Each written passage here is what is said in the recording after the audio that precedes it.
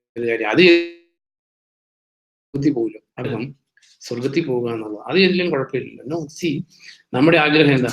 അതായത് എല്ലാ കാര്യങ്ങളിലും വിളിച്ചവനെ പ്രസാദിപ്പിക്കുക എന്നുള്ളതായിരിക്കണം നമ്മുടെ ജീവിതത്തിന്റെ ലക്ഷ്യം. അത് ചെറുത് വലുതെന്ന് ഡിസ്റ്റിങ്വിഷ് ചെയ്യാൻ നമുക്ക് റൈറ്റ് ഇല്ല. അപ്പൊ നമ്മൾ പറയാറില്ല ചെറിയ നുണ വലിയ നുണ എന്ന് പറയുന്ന പോലെയുള്ളൂ. ഇപ്പൊ ഈ നിത്യതയിൽ പ്രവേശിക്കുന്നവരെ കുറിച്ച് എഴുതിയിരിക്കുന്നിടത്ത് റെവലേഷൻ ചാപ്റ്റർ 21 റെവലേഷൻ 21 7 തുടങ്ങി വായിക്കുമ്പോൾ, അതായത് നരകത്തിലേക്ക് പോകുന്ന അല്ലെങ്കിൽ ശിക്ഷാവിധിയിലേക്ക് പോകുന്ന ആൾക്കാരുടെ ലിസ്റ്റ് എഴുതിയേക്കുന്നിടത്ത് 7 തുടങ്ങി വായിക്കുമ്പോൾ ജേതാവിന് ഈ അവകാശം ലഭിക്കും. കാരണം നമുക്കറിയാവുന്ന കാര്യം, കർത്താവിന്റെ 7 ലെറ്ററിലും വെളിപാടിലെ 7 ലെറ്ററിലും ജയാളിക്ക് മാത്രമേ വായിക്കത്തുള്ളൂ. ദി വിക്ടർ അല്ലെങ്കിൽ ജയാളിയായിട്ടുള്ളവന് മാത്രമേ ജീവന്റെ കിരീടത്തിൽ പങ്കുള്ളൂ. അപ്പൊ ഇത് പറഞ്ഞിരിക്കുന്ന ജേതാവിന് ഈ അവകാശം ലഭിക്കും, ഞാൻ അയാളുടെ ദൈവവും അയാൾ എൻ്റെ പുത്രനുമായിരിക്കും. ഇപ്പൊ നമ്മൾ അറിയേണ്ട ഒരു കാര്യമുണ്ട്, നമ്മൾ ജേതാക്കന്മാരല്ലെങ്കിൽ നമ്മുടെ ദൈവത്തിന്റെ മക്കൾ എന്നുള്ള ടൈറ്റിലിൽ നിന്ന് നമ്മളെ തന്നെ ഡിസ്ക്വാളിഫൈ ചെയ്തുകൊണ്ടിരിക്കും. അടുത്ത ആ പാപങ്ങളുടെ ലിസ്റ്റ് ശ്രദ്ധിക്കേണ്ട. ഭീരുവിന്റെയും അവിശ്വസ്തന്റെയും കളങ്കിതന്റെയും കൊലയാളിയുടെയും വ്യഭിചാരിയുടെയും മന്ത്രവാദിയുടെയും വിഗ്രഹാരാധകന്റെയും സർവ്വ നുണയരുടെയും ഓഹരി. അതുകൊണ്ട് ആൾക്കാർ പറയും ചെറിയ നുണയല്ലേ സാരമില്ല എന്ന് പറയും. അതുകൊണ്ട് ദൈവത്തിന്റെ വചനം പെർഫെക്റ്റാ, അതിനകത്ത് നമുക്ക് ഒരു ലൂപ്പ് ഹോളും കണ്ടുപിടിക്കാൻ പറ്റത്തില്ല. അതുകൊണ്ട് പ്രത്യേകം എഴുതിയേക്കുന്നത് സർവ്വ നുണയരുടെയും ഓഹരി ഗന്ധകം എരിയുന്ന തീത്തടാകമായിരിക്കും. ഇതാണ് രണ്ടാമത്തെ പറഞ്ഞത്, സർവ്വ നുണയരെ. കാരണം രക്ഷിക്കപ്പെട്ട് കർത്താവിന് ജീവിതം കൊടുത്ത ഒരാൾക്ക് നുണ പറയാൻ പറ്റത്തില്ല. കാരണം പിശാചാണ് നുണയനും നുണയുടെ പിതാവും. ദൈവം പിതാവായി കഴിഞ്ഞാൽ പിന്നെ നുണ പറയാനും പ്രവർത്തിക്കാനും പറ്റത്തില്ല. അതുകൊണ്ടാണ് സർവ്വ നുണയരുടെയും ഓഹരി. അതിനകത്ത് ചെറിയ നുണയില്ല, വലിയ നുണയില്ല, അബ്രാഹത്തിന്റെ ടൈപ്പ് നുണയില്ല, ഒന്നുമില്ല, എല്ലാം. അതുകൊണ്ടാണ് നമ്മൾ കുറേയുടെ വന്ന് ദാവീദ് എഴുതുമ്പോൾ ദൈവമേ അന്തരംഗത്തിലെ സത്യമാണ് നീ അന്വേഷിക്കുന്ന. ഹൃദയത്തിന്റെ ഡീപ്പ് ഇൻസൈഡ് ദി ഹാർട്ട് നമുക്ക് ട്രൂത്ത് ഇല്ലെങ്കിൽ, ട്രൂത്ത് നമ്മുടെ ഉള്ളിൽ കയറിയിട്ടില്ലെന്ന് അതിന്റെ അർത്ഥം. അന്തരംഗത്തിലെ സത്യം ദൈവം അന്വേഷിക്കുന്ന, അല്ലെ അധരങ്ങളിൽ നിന്നുള്ള സത്യം അല്ല. അപ്പൊ ഇവിടെ ഈ നരകത്തിലേക്കുള്ള ലിസ്റ്റില് ആദ്യത്തേതും അവസാനത്തതും ഒന്നും ശ്രദ്ധിക്കുന്നതല്ല. അവസാനത്തതാണിത്, സർവ്വ നുണയരുടെയും ഓഹരി. അപ്പൊ അവസാനത്തെ സർവ്വ നുണയൻ, ആദ്യത്തെ ആരാ? ഭീരു എന്ന് പറഞ്ഞാൽ എന്താ ഉദ്ദേശിക്കുന്നത്? അത് സിംഹത്തെ കാണുമ്പോൾ ഓടി ഒളിച്ചിരിക്കുന്ന ആളെന്നാണ് ഉദ്ദേശിച്ചത്, അല്ലെ പാമ്പിനെ കാണുമ്പോൾ പേടി, അതാണ്. അതായത് if you are going to Matthew chapter 10,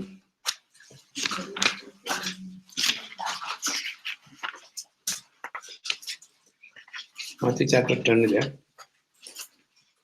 അതിന്റെ 28 തുടങ്ങി വായിക്കുമ്പോൾ ശരീരത്തെ കൊല്ലുന്നവരെങ്കിലും ആത്മാവിനെ കൊല്ലാൻ കഴിയാത്തവരെ ഭയപ്പെടേണ്ട. എന്നാൽ ആത്മാവും ശരീരവും ഒപ്പം നരകത്തിൽ നശിപ്പിക്കാൻ കെൽപ്പുള്ളവനെ ഭയപ്പെടുക. ഒരു കാശിന് 2 കുരുവിയെ വിൽക്കുന്നില്ലേ?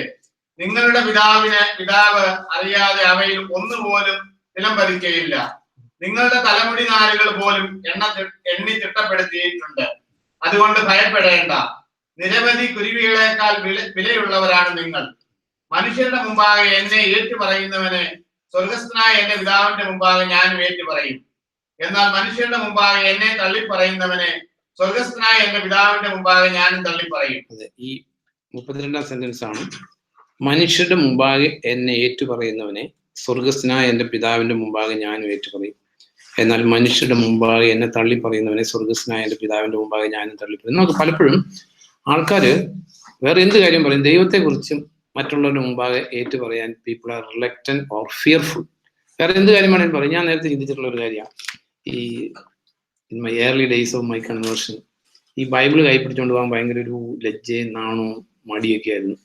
അത് പ്ലാസ്റ്റിക് ബോർഡിനകത്തിട്ട് പൊതിഞ്ഞ് 3 പൊതിഞ്ഞൊക്കെ കൊണ്ടുപോകുമ്പോൾ. അതേസമയം ഒരു സിനിമാ മാസിക കൈ പിടിച്ചുകൊണ്ട് ഒരു നാണമില്ല.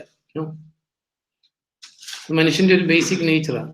അതായത് കർത്താവിന് ഇതിന്റെ ലജ്ജയുടെ മെയിൻ റീസൺ എന്താണെന്ന് ചോദിച്ചാൽ, one of the conditions for salvation is confession ആണ്. റോമൻസ് 10:9 and 10 വായിക്കുമ്പോൾ. അപ്പൊ അതുകൊണ്ട് നമുക്ക് നമ്മൾ കൺഫസ് ചെയ്യുന്നതിന് പിശാച് എപ്പോഴും നമ്മൾ റിലക്റ്റന്റ് ആകും. അവരെന്ത് വിചാരിക്കും, ഇവരെന്ത് വിചാരിക്കും, ബന്ധക്കാരെന്ത് വിചാരിക്കും. അപ്പൊ അതുകൊണ്ട് you will be reluctant to confess. Romans 10 9-10 വായിക്കുമ്പോൾ വായിക്കും. അതുകൊണ്ട് കർത്താവാണ് യേശു എന്ന് ചുണ്ടുകൾ കൊണ്ട് ഏറ്റുപറയുകയും അവനെ മരിച്ചവരിൽ നിന്ന് ദൈവം ഉയർപ്പിച്ചു എന്ന് ഹൃദയത്തിൽ വിശ്വസിക്കുകയും ചെയ്താൽ നീ രക്ഷപ്പെടും, നീ രക്ഷിക്കപ്പെടും. കാരണം മനുഷ്യൻ സ്വഹൃദയം കൊണ്ട് വിശ്വസിക്കുന്നു, അങ്ങനെ നീതീകരിക്കപ്പെടുന്നു, തന്റെ ചുണ്ടുകൾ കൊണ്ട് ഏറ്റുപറയുന്നു, അങ്ങനെ രക്ഷിക്കപ്പെടുന്നു. ആ രക്ഷയെ രണ്ടായിട്ട് ഡിവൈഡ് ചെയ്ത്, ഹൃദയത്തിൽ വിശ്വസിക്കുന്നു, അങ്ങനെ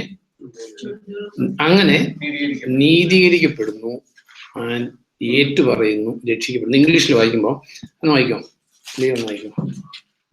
10:9-10. That if you confess with your mouth the Lord Jesus and believe in your heart that God has raised him from the dead, you will be saved. Yeah. For with the heart one believes unto righteousness, and with the mouth confession is made unto salvation. So those who are not confessing, അതാ നമ്മൾ അവിടെ വായിച്ച Revelation 21 ആദ്യം, അതായത് കർത്താവിനെ confess ചെയ്യാൻ ഭീരുത്വം, അല്ലെങ്കിൽ if you are failing to confess Lord, അത് നമ്മൾ കർത്താവിന്റെ ആൾക്കാരാണ്, അല്ലെങ്കിൽ കർത്താവിന് വേണ്ടി ജീവിക്കാൻ തീരുമാനിച്ചു, അല്ലെങ്കിൽ നമ്മൾ what ever truth we understood about the truth of the gospel, അത് മറ്റുള്ളവരുടെ അടുത്ത് പറയാൻ നമ്മൾ ലജ്ജിക്കുന്നെങ്കിൽ, അതുകൊണ്ട് നമ്മൾ നമ്മുടെ ജീവിതം അവസാനിച്ചെന്നല്ല, സ്റ്റിൽ ദർ ഇസ് സ്കോപ്പ്. അതിനേക്കാൾ നമ്മൾ ഒരു പടിയോടെ കർത്താവ് നമുക്ക് ബലം തരുമ്പോൾ നമ്മളത് വി വിൽ സ്റ്റാർട്ട് കൺഫസിങ്. കാരണം ഈ കർത്താവിന് നമുക്കറിയാം, കർത്താവിന്റെ പല മിനിസ്ട്രീസ് ഉണ്ട്. കർത്താവ് ഹൈ പ്രീസ്റ്റ് ആണ്, is A prophet and king, ഇല്ലേ? ഈ 3 മിനിസ്ട്രിയാണ് പഴയ നിയമത്തിലുള്ളത്. അതായത് രാജാവാണ്, പ്രവാചകനാണ്, പുരോഹിതനാണ്.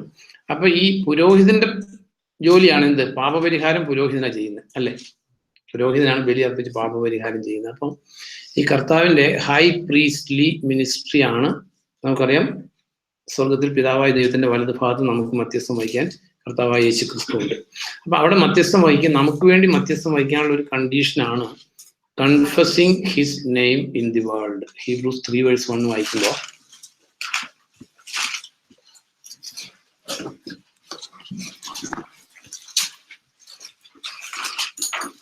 മലയാളം വായിച്ചു.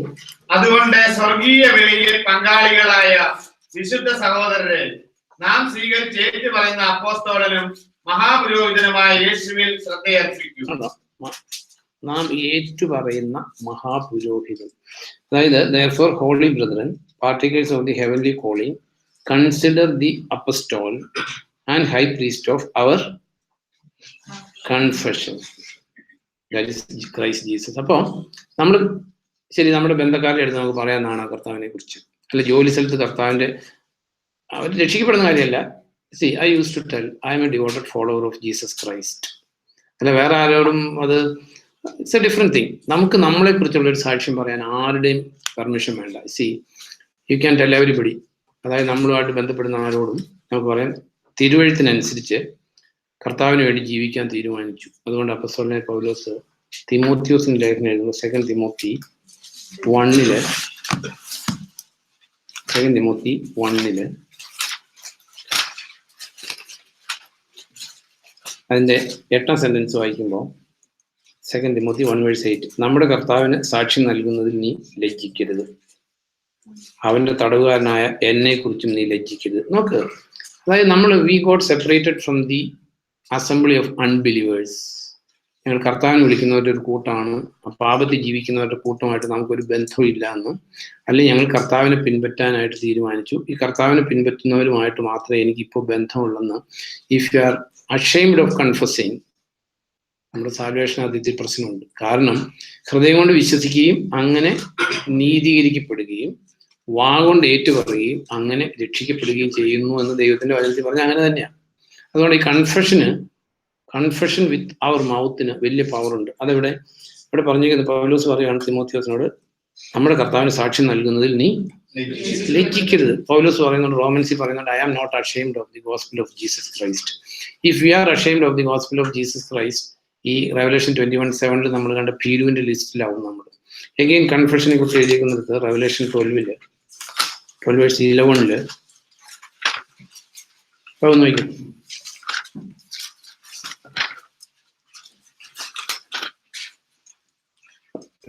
കുഞ്ഞാടിന്റെ രക്തം മൂലവും തങ്ങളുടെ തന്നെ സാക്ഷ്യ വചനങ്ങൾ മൂലവും അവർ അതിനെ കീഴടക്കി. അപ്പൊ അത് 11 മണി വായിച്ചാൽ മനസ്സിലാവും.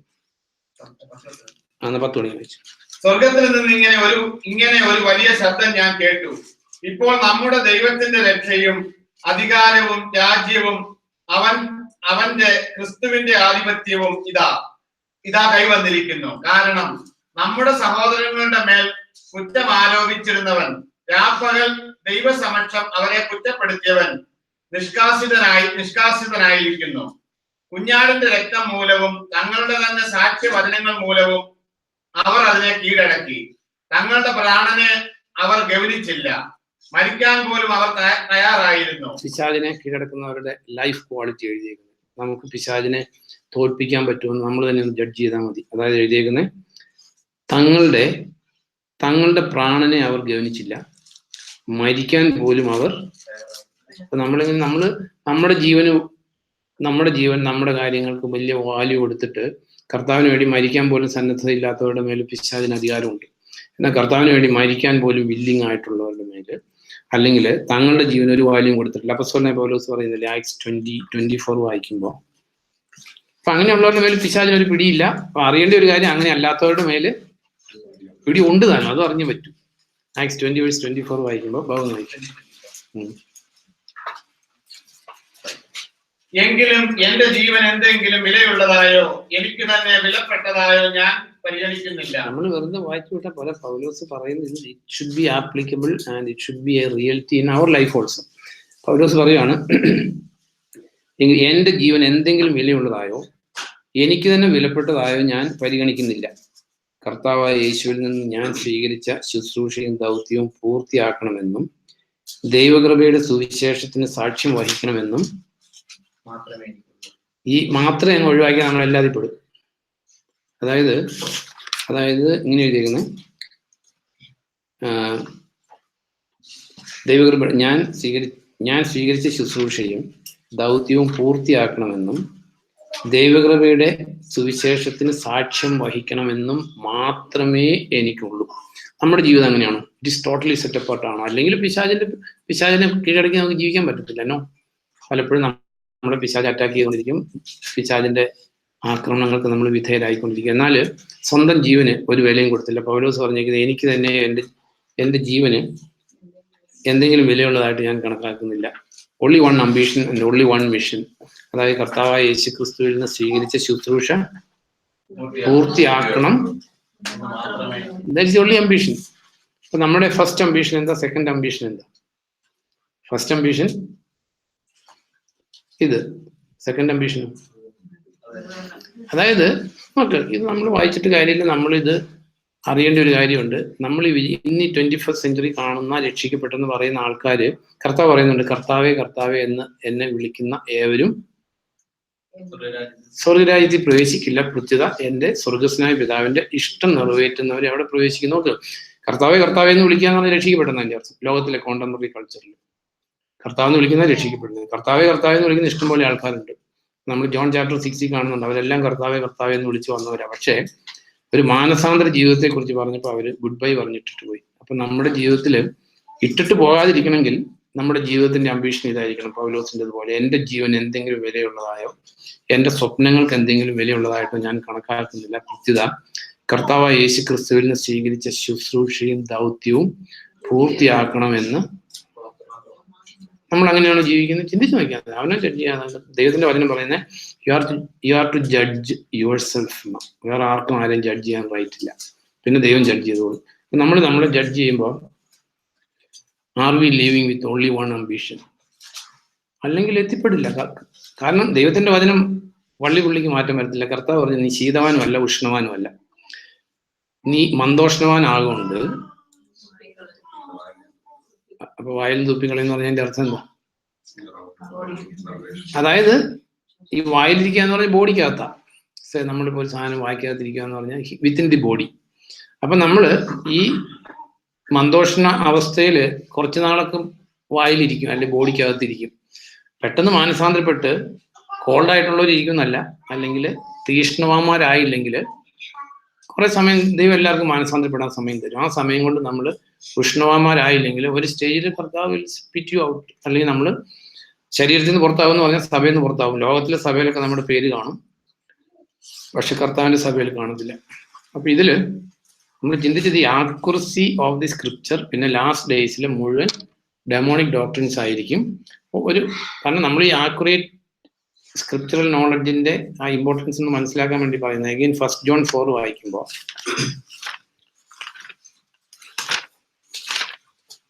നോക്ക്, 1-ാം നൂറ്റാണ്ടില് സിറ്റുവേഷൻ ഇങ്ങനെയായിരുന്നെങ്കിൽ 21st സെഞ്ചുറിയിൽ എന്തായിരിക്കും? നമ്മളൊന്ന് ചിന്തിക്കേണ്ട ഒരു കാര്യമാണ്. 1 John 4 1 തുടങ്ങി വായിക്കുമ്പോൾ, പ്രിയപ്പെട്ടവരെ എല്ലാ ആത്മാക്കളെയും വിശ്വസിക്കരുത്. ഇവിടെ ആത്മാക്കൾ എന്ന് പറഞ്ഞേക്കുന്നത് ഈ സ്പിരിറ്റ് വേൾഡിനെ ഉദ്ദേശിച്ചല്ല, ഇൻഡിവിജ്വൽസിനെയാണ്. നമ്മൾ പറയാറില്ലേ, അതൊരു പാവ ആത്മാവാന്ന് പറയുന്നത്. നമ്മൾ സംസാര ഭാഷ പറയത്തില്ല, ആൾക്കാരെ ഉദ്ദേശിച്ച് പറയത്തില്ലേ, അതൊരു പാവ ആത്മാവാണ്. സെയിം ഇത് സ്പിരിറ്റ് വേൾഡ് അല്ല, വ്യക്തികളെ ഉദ്ദേശിച്ചേക്കുന്നത്. പ്രിയപ്പെട്ടവരെ എല്ലാ ആത്മാക്കളെയും വിശ്വസിക്കരുത്, അവ ദൈവത്തിൽ നിന്നുള്ളവയാണോ അല്ലെങ്കിൽ അവര് ദൈവത്തിൽ നിന്നുള്ളവയാണോ എന്ന് പരീക്ഷിച്ചറിയുക. കാരണം ധാരാളം വ്യാജ പ്രവാചകർ ലോകത്തിലേക്ക് ഇറങ്ങി തിരിച്ചിട്ടുണ്ട്. അപ്പൊ 1st സെഞ്ചുറിയിൽ ധാരാളം കള്ള പ്രവാചകർ ലോകത്തിലേക്ക് ഇറങ്ങി തിരിച്ചിട്ടുണ്ട്. ദെൻ 1 Johnന്റെ ചാപ്റ്റർ 2 എടുക്കുമ്പോൾ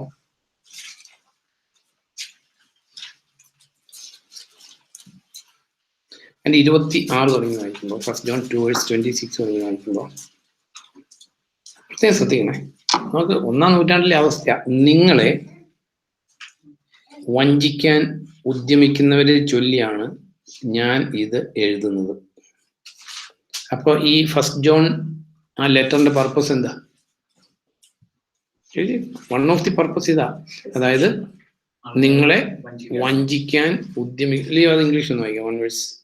These things I have written to you concerning those who try to deceive you.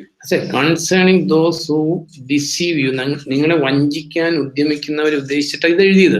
അപ്പൊ നമ്മളിത് വായിച്ച് ഇതിൽ പറഞ്ഞേക്കുന്ന വാണിങ്സ്, ഇതിൽ പറഞ്ഞേക്കുന്ന കാര്യങ്ങൾ നമ്മൾ മനസ്സിലാക്കിയില്ലെങ്കിൽ വിൽ ബി ഡിസീവ്ഡ്. നമ്മൾ യൂദായുടെ ലേഖനം എടുക്കുമ്പോൾ,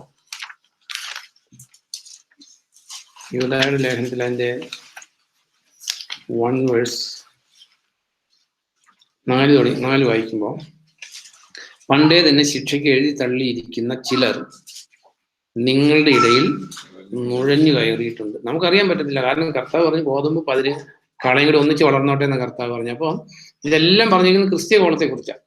അതായത് പണ്ടേ തന്നെ, അതായത് രക്ഷിക്കപ്പെടാത്ത ആൾക്കാർ എല്ലായിടത്തും നുഴഞ്ഞു കയറിയിട്ടുണ്ട്. അത് സഭകളിൽ വരും, ലോകത്തിലെ പ്രസംഗക്കാരുടെ ഇടയിൽ വരും, എല്ലായിടത്തും വരും രക്ഷിക്കപ്പെടാത്ത അനേകർ. അതായത് ഇങ്ങനെ എഴുതിയിരിക്കുന്നത്, പണ്ടേ തന്നെ ശിക്ഷയ്ക്ക് എഴുതി തള്ളിയിരിക്കുന്ന ചിലർ നിങ്ങളുടെ ഇടയിൽ നുഴഞ്ഞു കയറിയിട്ടുണ്ട്. നമ്മുടെ ദൈവത്തിന്റെ കൃപയെ സ്വന്തം വിഷയാസക്തിക്ക് ദുരുപയോഗിക്കുകയും നമ്മുടെ ഏകനാഥനും കർത്താവുമായ യേശുക്രിസ്തുവിനെ നിഷേധിക്കുകയും ചെയ്യുന്ന വഷളരാണ് ഇവർ. അപ്പൊ ഇതിൽ എഴുതിയിരിക്കുന്നത്, 3-ാം സെന്റൻസിൽ ഇങ്ങനെ എഴുതിയിരിക്കുന്നത്, പ്രിയപ്പെട്ടവരെ നമ്മളെല്ലാവരുടെയും പൊതുവായ രക്ഷയെക്കുറിച്ച് നിങ്ങൾക്ക് എഴുതാൻ ഞാൻ അത്യധികം തൽപരനായിരിക്കെ വിശുദ്ധർക്ക് എന്നേക്കുമായി ഏൽപ്പിക്കപ്പെട്ടിരിക്കുന്ന വിശ്വാസത്തിന് വേണ്ടി പോരാടാൻ നിങ്ങളെ ആഹ്വാനം ചെയ്ത് എഴുതേണ്ടത് ആവശ്യമായി വന്നു. അപ്പൊ ഈ എഴുത്തിന്റെ പർപ്പസ് എന്തായിരുന്നു? അതായത് വിശ്വാസികളെ വഴിതെറ്റിക്കുന്ന ആൾക്കാർ നുഴഞ്ഞു കയറിയിട്ടുണ്ട്. അപ്പൊ നമ്മളെ സംബന്ധിച്ച് വിശുദ്ധർക്ക് എന്നേക്കുമായി ഏൽപ്പിക്കപ്പെട്ടിരിക്കുന്ന വിശ്വാസത്തിന് വേണ്ടി പോരാടാൻ, അപ്പൊ നമ്മളെ സംബന്ധിച്ച് we are to fight for the truth of the gospel. ഈ വചനത്തിൽ നിന്ന് അണുവിട വ്യതിചലിക്കുന്നിടത്ത് we all have a responsibility to fight വാളും കുന്തം എടുത്തല്ല. അതായത് സത്യത്തിന് വേണ്ടി നമ്മൾ ജീവിക്കുകയും നമ്മൾ പഠിപ്പിക്കുകയും ചെയ്യുന്ന ആ യുദ്ധം എന്ന് പറയുന്നത്, നമ്മൾ സത്യത്തിൽ ജീവിക്കുന്ന ഏറ്റവും വലിയ യുദ്ധം, അല്ലാതെ വേറെ ഒന്നുമല്ല. തിന്മയെ നന്മ കൊണ്ട് കീഴടക്കാൻ അദ്ദേഹത്തിന്റെ വചനം പറയുന്നത്. അപ്പൊ ഈ അപ്പസ്തോലന്മാരെല്ലാം വാൺ ചെയ്തു, നിങ്ങളുടെ ഇടയിലേക്ക് കള്ള ഉപദേശന്മാർ കയറിയിട്ടുണ്ട്. ദെൻ അപ്പസ്തോലനായ പൗലോസിന്റെ റൈറ്റിംഗ്സ് എടുക്കുമ്പോൾ 2 Corinthians 11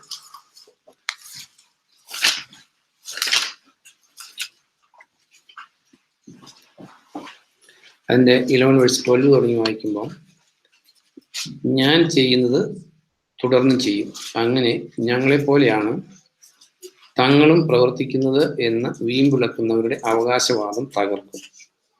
അങ്ങനെയുള്ളവർ കപട അപ്പസ്തോലന്മാരാണ്, വഞ്ചകരാണ്, ക്രിസ്തുവിന്റെ അപ്പസ്തോലന്മാരായി വേഷം കെട്ടിയവരാണ്. ഇതിൽ അത്ഭുതമില്ല, സാത്താൻ പോലും പ്രകാശത്തിന്റെ മാലാഖയുടെ വേഷം കെട്ടാറുണ്ട്. അതുകൊണ്ട് സാത്താന്റെ ദാസർ നീതിയുടെ ദാസരായി വേഷം കെട്ടുന്നതിലും അത്ഭുതമില്ല, അവരുടെ അന്ത്യം അവരുടെ പ്രവൃത്തികൾക്ക് ചേരുന്നവയായിരിക്കും. അപ്പം ഇവിടെ എഴുതിയേക്കുന്നുണ്ട്. അപ്പം നമ്മൾ എങ്ങനെ അറിയും? അതായത് സാത്താന്റെ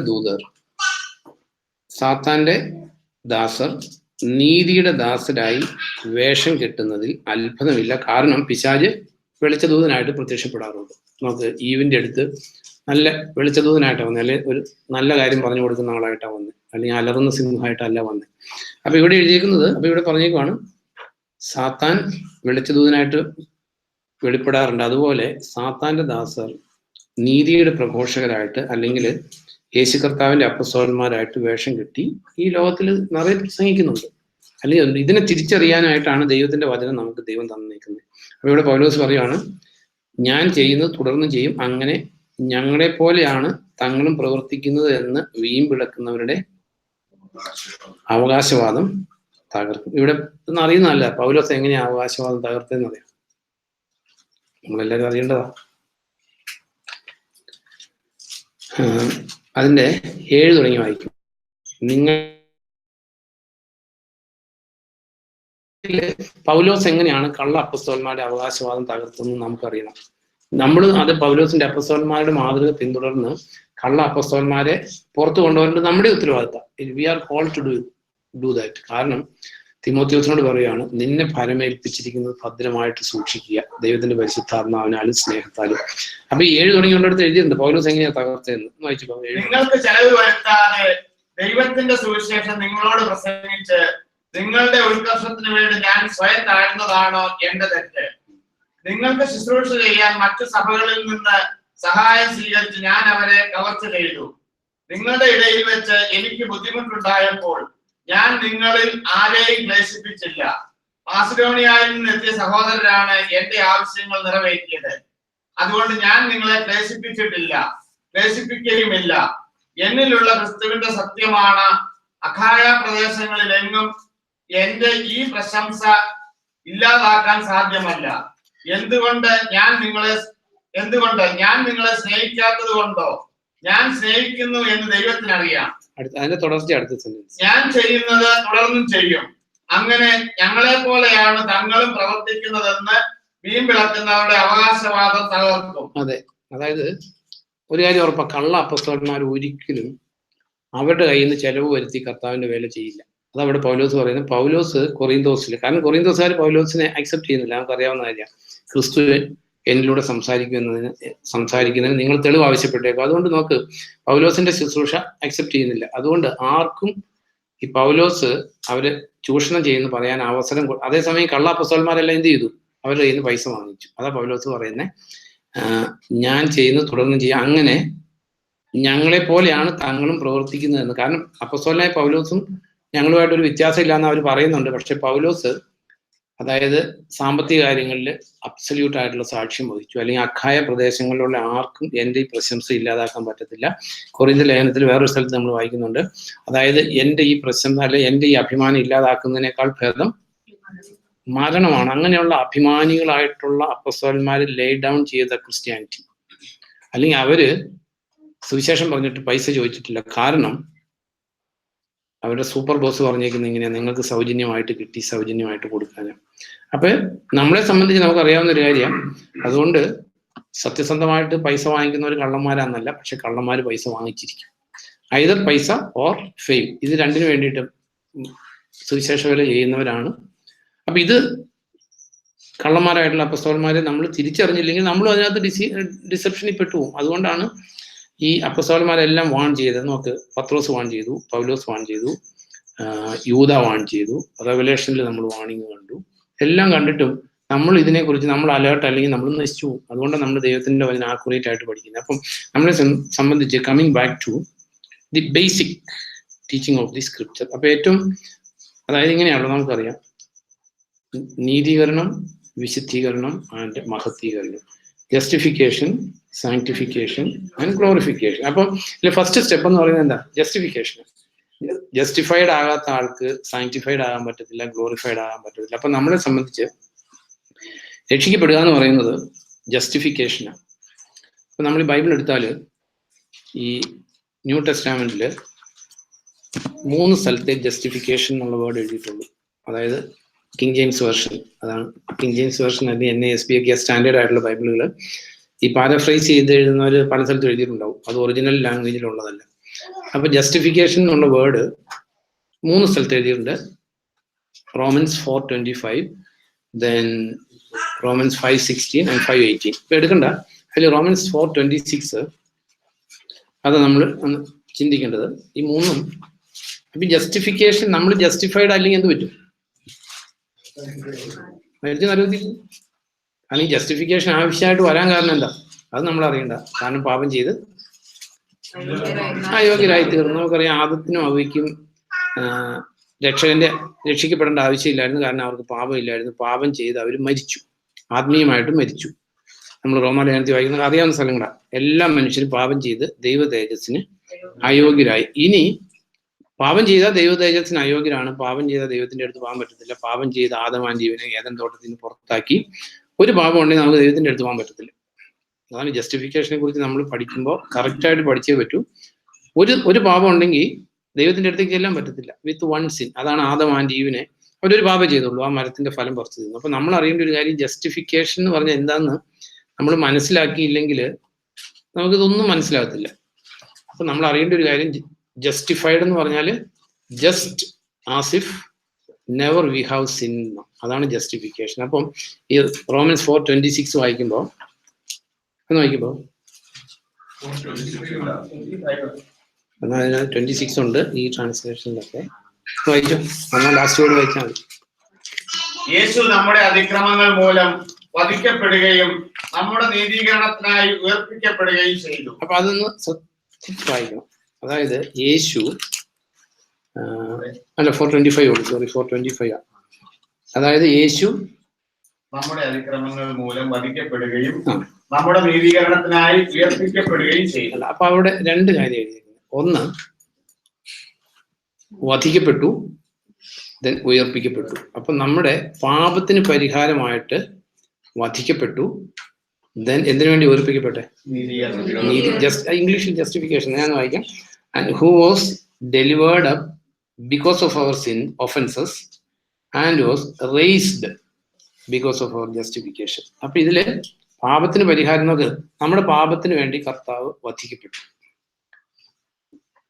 നമ്മുടെ നീതീകരണത്തിന് വേണ്ടി ഉയർപ്പിക്കപ്പെട്ടു. അതുകൊണ്ടാണ് രക്ഷിക്കപ്പെടാനുള്ള കണ്ടീഷനിൽ ഈ റിസറക്ഷനിലുള്ള ഫെയ്ത്ത് ഒരു കണ്ടീഷനാണ്. ശ്രദ്ധിച്ചിട്ടില്ലേ? നമ്മൾ വായിച്ചതാ റോമൻസ് 10. അപ്പൊ അതുകൊണ്ട് ഇനി കർത്താവ് നമ്മുടെ പാപത്തിന് വേണ്ടി മരിച്ചു, കർത്താവ് നമുക്ക് വേണ്ടി മരിച്ചു എന്നുള്ള എപ്പോഴും ആൾക്കാർ പറയാറുണ്ട്. പക്ഷെ ഈ രക്ഷിക്കപ്പെടണമെങ്കിൽ പാപത്തിന് വേണ്ടി മരിച്ചാൽ പോരാ, ദെൻ റിസൺ. അതാണ് ആ കർത്താവിന്റെ പാപപരിഹാര ബലി ദൈവം അംഗീകരിച്ചതിന്റെ, പിതാവ് അംഗീകരിച്ചതിന്റെ പ്രൂഫാണ് റിസറക്ഷൻ. അപ്പൊ ഇതിൽ എഴുതിയേക്കുന്നത് യേശു റോമാലേഖനം 10-ാം അധ്യായത്തില് 9 തുടങ്ങി വായിക്കുമ്പോൾ കർത്താവാണ് യേശു എന്ന് ചുണ്ടുകൾ കൊണ്ട് ഏറ്റുപറയുകയും അവനെ മരിച്ചവരിൽ നിന്ന് ദൈവം ഉയർപ്പിച്ചു. ഈ റിസറക്ഷനിൽ ഫെയ്ത്ത് ഇല്ല എങ്കിൽ നമ്മൾ ഒരിക്കലും ജസ്റ്റിഫൈഡ് ആകത്തില്ല. കാരണം അതവിടെ എഴുതിയേക്കുന്നത്, അവനെ മരിച്ചവരിൽ നിന്ന് ദൈവം ഉയർപ്പിച്ചു എന്ന് ഹൃദയത്തിൽ വിശ്വസിക്കുകയും ചെയ്താൽ നീ രക്ഷിക്കപ്പെടും. അപ്പൊ ഈ റിസറക്ഷനിലുള്ള ഫെയ്ത്ത് ഇല്ല എങ്കിൽ നമുക്ക് കർത്താവ് നമ്മുടെ പാപങ്ങൾക്ക് വേണ്ടി മരിച്ചു, അവിടെ അവസാനിച്ചാൽ you will not be justified. അതവിടെ എഴുതിയേക്കുന്നത്.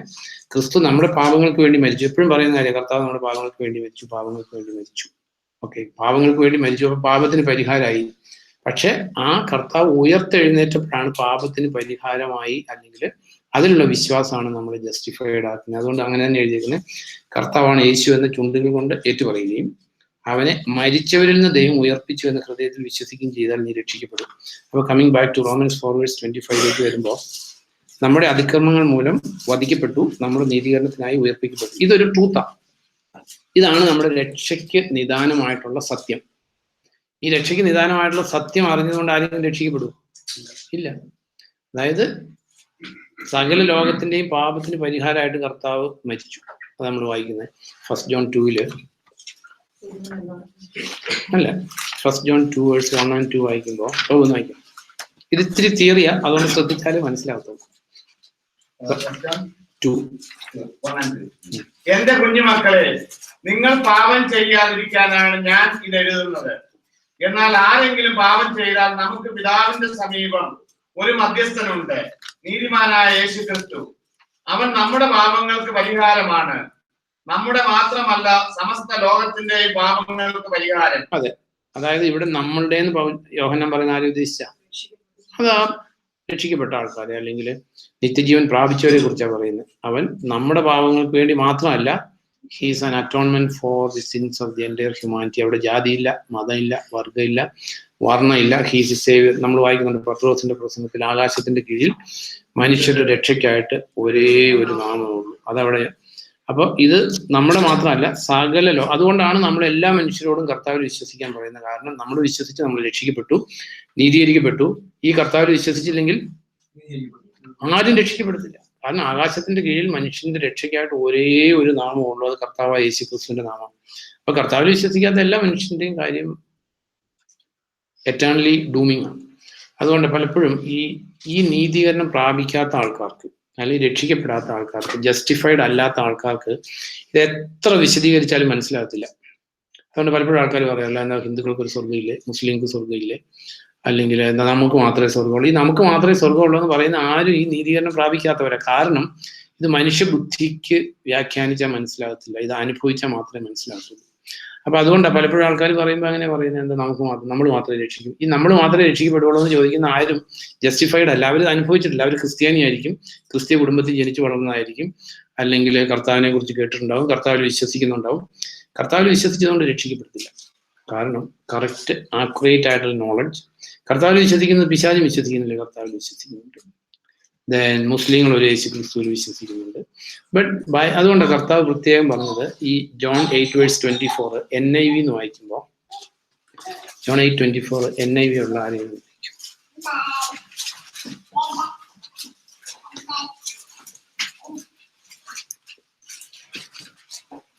വായിക്കും. I told you that you would die in your sins. If you do not believe that I am He, you will indeed die in your sins. ഈ NIV ഒരു പ്രശ്നമുണ്ട്, അത് എപ്പോഴും മാറിക്കൊണ്ടിരിക്കും. പഴയ NIV ഉണ്ടെന്ന് വായിക്കും, ഓൾഡ് വൺ NIV വായിക്കാം. ആർക്കില്ല.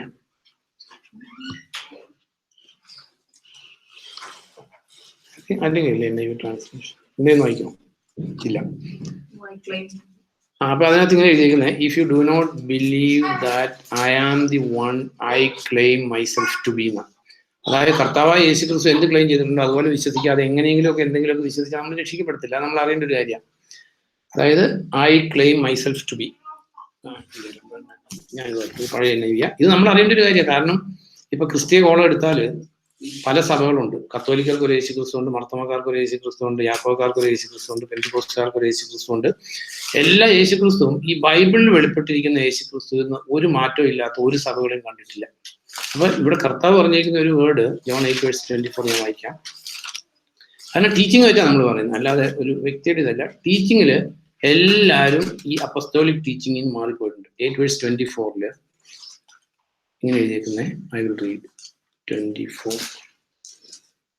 അതായത് I told you that you die in your sins if you do not believe that I am the one I claim myself to be. ഇതിനകത്ത് ഫുഡ് നോട്ട് ആയിട്ടാണ് കൊടുത്തിരിക്കുന്നത്. അപ്പൊ ഇതില് നമുക്കറിയാവുന്ന ഒരു കാര്യം, അത് കർത്താവിന്റെ ക്ലെയിംസ് അതിനകത്ത് ഒന്നപ്പം നമ്മൾ പറഞ്ഞു, ആകാശത്തിന്റെ കീഴിൽ മനുഷ്യന്റെ രക്ഷയ്ക്കായിട്ട് വേറൊരു നാമമില്ല. അപ്പൊ നമ്മൾ കർത്താവിൽ വിശ്വസിച്ചിട്ട്, ഈ കർത്താവിൽ വിശ്വസിക്കാത്തവരും സ്വർഗത്തിൽ പോകുന്ന വിശ്വസിക്കുകയും പ്രീച്ച് ചെയ്യുകയും ചെയ്യുന്ന പ്രീച്ചേഴ്സ് ഉണ്ട്. അപ്പൊ അവര് വേറൊരു ക്രിസ്തുവിനെ വിശ്വസിക്കുന്ന കാരണം ആകാശത്തിന്റെ കീഴിലും മനുഷ്യന്റെ രക്ഷയ്ക്കായിട്ട് വേറെ ഒരു നാമവും ദൈവം കൊടുത്തിട്ടില്ല. അതായത് കർത്താവിൽ വിശ്വസിച്ചില്ല എങ്കിൽ, കർത്താവിൽ വിശ്വസിക്കാത്ത എല്ലാവരും നിത്യമായിട്ട് നശിക്കുമെന്ന് നമ്മുടെ ഹൃദയത്തിൽ നിന്ന് നമുക്ക് വിശ്വസിക്കാൻ പറ്റുന്നില്ല എങ്കിൽ നമ്മൾ വേറെ യേശുവിലാണ് വിശ്വസിക്കുന്നത്. കാരണം ഹീസ് ഓൺലി വൺ സേവിയർ. കർത്താവ് പറഞ്ഞു, ഞാൻ തന്നെ വഴിയും സത്യവും ജീവനും, എന്നിലൂടെ അല്ലാതെ ആരും പിതാവിന്റെ അടുത്ത് പ്രവേശിക്കുന്നില്ല. ഈ സത്യം നമ്മുടെ ഹൃദയത്തെ ഗ്രിപ്പ് ചെയ്താൽ നമുക്ക് മൗനമായിട്ടിരിക്കാൻ പറ്റത്തില്ല. നമ്മൾ സ്നേഹിക്കുന്ന എല്ലാവരോടും പറയും. കാരണം നമുക്ക് ഒരു അന്ധൻ കുഴിയിലേക്ക് വീഴാൻ പോകുന്നത് കണ്ടിട്ട് അവനെ പിടിച്ചു മാറ്റുന്നില്ലെങ്കിൽ അവനെ നമ്മൾ സ്നേഹിക്കുന്നു എന്ന് പറയുന്നതിൽ അർത്ഥമില്ല. ശരിയല്ലേ? Same way. അപ്പൊ ഇതില് ഈ കർത്താവായ യേശു ക്രിസ്തുവില്, അപ്പൊ കർത്താവ് നമ്മുടെ രക്ഷയ്ക്ക് വേണ്ടതെല്ലാം ചെയ്തു. അപ്പൊ നമ്മൾ അതുകൊണ്ട് എല്ലാ മനുഷ്യനും രക്ഷിക്കപ്പെടും ഇല്ല. അവിടെ നമ്മൾ റോമൻസ് 3 വായിക്കുമ്പോൾ അത് നമ്മൾ അറിയേണ്ടത്, 3:20 തുടങ്ങി വായിക്കുമ്പോൾ നമ്മൾ ഈ ബേസിക് ആയിട്ടുള്ള ജസ്റ്റിഫിക്കേഷനാണ് ചിന്തിക്കുന്നത്. 3:20 അതായത് നിയമം അനുസരിച്ചുള്ള പ്രവൃത്തികൾ കൊണ്ട് ഒരു മനുഷ്യനും ദൈവത്തിന്റെ മുമ്പാകെ നീതീകരിക്കപ്പെടുകയില്ല. കാരണം എന്താണ് പാപം എന്ന അറിവാണ് നിയമം നൽകുന്നത്. അപ്പൊ ഈ നിയമം അനുസരിച്ചുള്ള പ്രവൃത്തി എന്ന് പറഞ്ഞാൽ എന്താ ഉദ്ദേശിക്കുന്നത്? സൽക്കർമ്മങ്ങൾ അതിനർത്ഥമുള്ളൂ. കാരണം ഈ നിയമത്തിൽ എഴുതി കിട്ടുന്നതിന് മുമ്പ് തന്നെ നിയമത്തിൽ എഴുതി കിട്ടിയിരിക്കുന്ന കാര്യങ്ങൾ മനുഷ്യന്റെ ഹൃദയത്തിൽ ഓൾറെഡി ദൈവം ഡിപ്പോസിറ്റ് ചെയ്തിട്ടുണ്ട്, ഇല്ലേ? ഇപ്പൊ നമുക്ക് നിയമത്തിൽ എഴുതി ഒത്തിരി കാര്യങ്ങൾ. അബ്രാഹം ഫിലിസ്തീന്റെ അടുത്ത് എന്ന് പറഞ്ഞു ഭാര്യ സഹോദരിയാന്ന് പറഞ്ഞു. കാരണം ഈ രക്തബന്ധങ്ങൾ തമ്മിൽ വിവാഹം ഇല്ല എന്നുള്ളത് മനസാക്ഷിയിൽ ഉണ്ടായിരുന്നു. അത് പിന്നീട് നമുക്ക് എഴുതി കിട്ടി, ലേവ്യ പുസ്തകത്തിലൊക്കെ എഴുതി കിട്ടി. അങ്ങനെ എല്ലാ കാര്യങ്ങളും. അപ്പൊ ഇതില് നിയമം അനുസരിച്ച് അല്ലെ സൽക്കർമ്മങ്ങൾ കൊണ്ട് ഒരു മനുഷ്യനും ദൈവം മുമ്പാകെ നീതീകരിക്കപ്പെടില്ല. കാരണം എന്താ? അതായത് ഒരു വയലേഷൻ വന്നാൽ ഇത് നമ്മൾ മനസ്സിലാക്കി പറ്റൂ. കാരണം ഇത് മനസ്സിലാക്കിയില്ല എന്ന് പറയാൻ പറ്റത്തില്ല. കാരണം കുരിശ കിടന്ന കള്ളൻ എന്തെങ്കിലും അറിഞ്ഞിട്ടാണോ സ്വർഗത്തിൽ പോയത്? ഒന്നുമില്ല. കർത്താവിനെ സ്നേഹിച്ചു, കർത്താവിനെ വിശ്വസിച്ചു. പക്ഷെ തിയററ്റിക്കലി കള്ളൻ എല്ലാ കണ്ടീഷനും ഫുൾഫിൽ ചെയ്തു. അപ്പൊ സെയിം വേ നമ്മൾ ഇതിനകത്ത് ഈ കാര്യങ്ങൾ അറിഞ്ഞ് ജസ്റ്റിഫൈഡ് ആയാൽ നമ്മുടെ വിശ്വാസത്തിന് ഒരു അടിസ്ഥാനം ഉണ്ടാവും. അല്ലെങ്കിൽ അടിസ്ഥാനം ഇല്ലെങ്കിൽ എപ്പോഴും ഇളകിക്കൊണ്ടിരിക്കും. അപ്പൊ ഇതിൽ നിയമം അനുസരിച്ചുള്ള പ്രവൃത്തികൾ കൊണ്ട് ഒരു ജഡവും നീതീകരിക്കപ്പെടുന്നില്ല.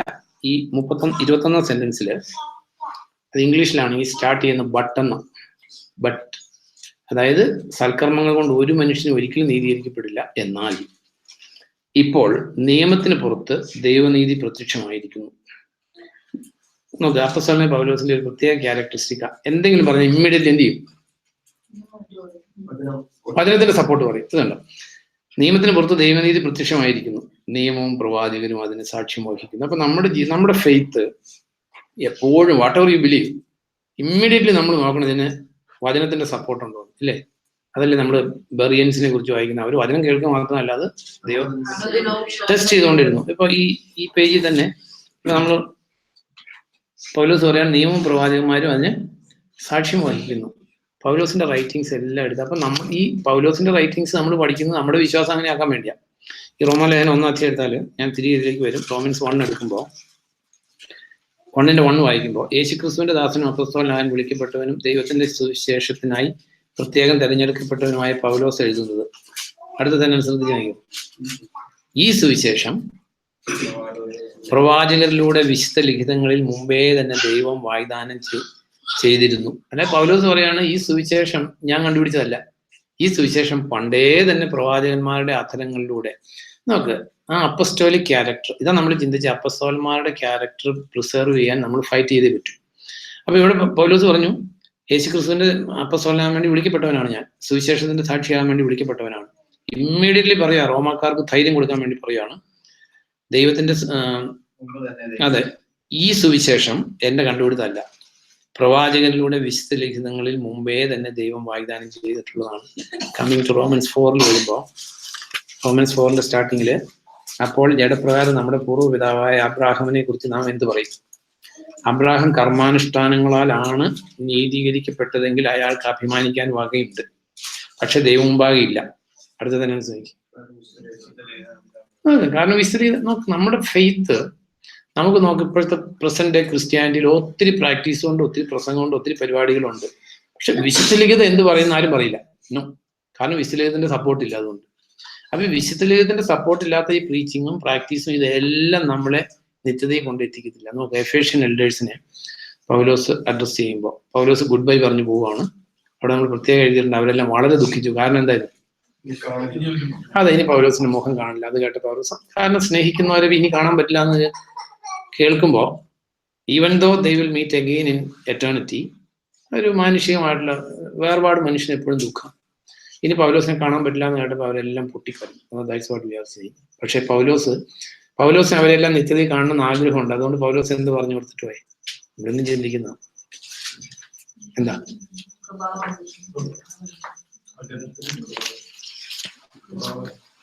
Acts 20:32. കാരണം ഇപ്പം നമ്മുടെയും കാര്യം ഇത് തന്നെയാണ്. ഇപ്പൊ നമ്മളെല്ലാം കൂടി വരുന്നുണ്ട്, നമുക്ക് എല്ലാ സ്നേഹമുണ്ട്, ആഴമായിട്ടുള്ള സ്നേഹമുണ്ട്. നമുക്ക് നിത്യതയിൽ എന്ന് കാണണമെന്ന് ആഗ്രഹമുണ്ടോ ഇല്ലയോ? അതെവിടെ കല്ലറിയെങ്കിൽ അവസാനിക്കുന്ന സ്നേഹം മതിയോ? നിത്യതയെ കാണണമെങ്കിൽ only one condition, അല്ലെ കാണാൻ പറ്റത്തില്ല. 20:32 പൗലോസ് പറഞ്ഞിട്ട് പോകുന്നു, നിങ്ങളെ പുഷ്ടിപ്പെടുത്താനും വിശുദ്ധീകരിക്കപ്പെട്ട എല്ലാവരുടെയും ഇടയിൽ നിങ്ങൾക്ക് അവകാശം നൽകാനും കഴിവുള്ള ദൈവത്തിനും അവന്റെ കൃപാവചനത്തിനും ഞാൻ ഇപ്പോൾ നിങ്ങളെ വരവേൽപ്പിക്കുന്നു. അപ്പോ വിശുദ്ധീകരിക്കപ്പെട്ടവരുടെ ഇടയിൽ ഒരു ഓഹരി കിട്ടണമെങ്കിൽ നമ്മൾ ഇതിന് കീഴടങ്ങിയിരിക്കണം. ഏതിനൊക്കെയാ? ദൈവത്തിനും ദൈവത്തിന്റെ കൃപാവചനത്തിനും. നമ്മളെ സംബന്ധിച്ച് ദൈവത്തിന്റെ വചനത്തിന് കീഴടങ്ങാത്ത ആരും കർത്താവിന്റെ വിശുദ്ധീകരിക്കപ്പെട്ടവരുടെ ഇടയിൽ ഓഹരി പ്രാപിക്കത്തില്ല. നമ്മുടെ ഇഷ്ടത്തിന് ഓപ്ഷണലായിട്ട്, അല്ലെങ്കിൽ ഓപ്ഷണൽ ആഫ്റ്റർ തോട്ട് അല്ല ഒബീഡിയൻസ് എന്ന് പറയുന്നത്. It is commandments. There is no other way but to obey. അതുകൊണ്ടാണ് ദൈവ കൽപ്പന എന്നല്ലേ പറയുന്നത്. അത് ദൈവത്തിന്റെ കുറെ സജഷൻസ് അല്ല, ഇത് ഓപ്പറേഷൻസ് മാനുവലിൽ ഇഷ്ടമുള്ളത് ചെയ്യാനുള്ളതല്ല, ഇത് ദൈവത്തിന്റെ കൽപ്പന. അപ്പൊ ഇതിൽ പൗലോസ് പറഞ്ഞ ആ കാര്യം നമ്മുടെ എല്ലാം മനസ്സിലുണ്ടായിരിക്കണം. എഫേസോസിലുള്ള ആൾക്കാർ കാണുന്ന പൗലോസിന് ആഗ്രഹമുണ്ട്, പക്ഷെ കാണണമെങ്കിൽ ഓൺലി വൺ കണ്ടീഷൻ, അവര് ദൈവത്തിന്റെ കൃപാവചനത്തിനും സബ്മിറ്റ് ചെയ്ത് ഇപ്പൊ നമ്മുടെ ജീവിതത്തിൽ അങ്ങനെ തന്നെ, നമ്മളും ദൈവത്തിന്റെ കൃപാവചനത്തിനും സബ്മിറ്റ് ചെയ്ത് ജീവിച്ചില്ലെങ്കിൽ നമ്മളെല്ലാവരും കണ്ടുമുട്ടില്ല നിത്യതയിൽ.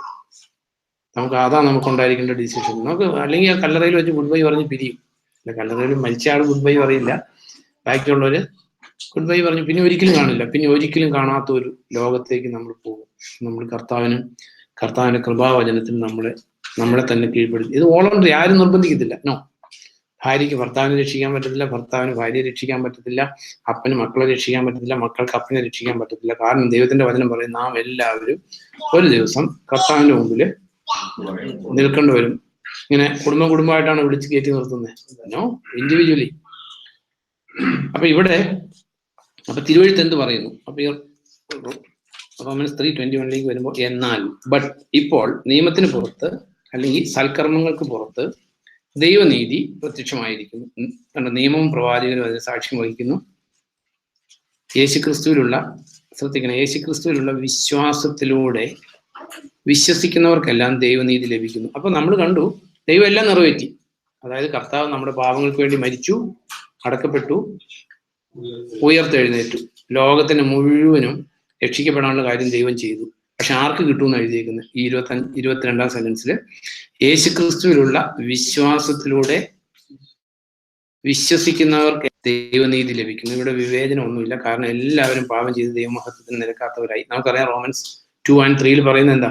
ജാതികളും യഹൂദരും എല്ലാം ഒരു വ്യത്യാസമില്ലാതെ എല്ലാവരും പാപം ചെയ്തു.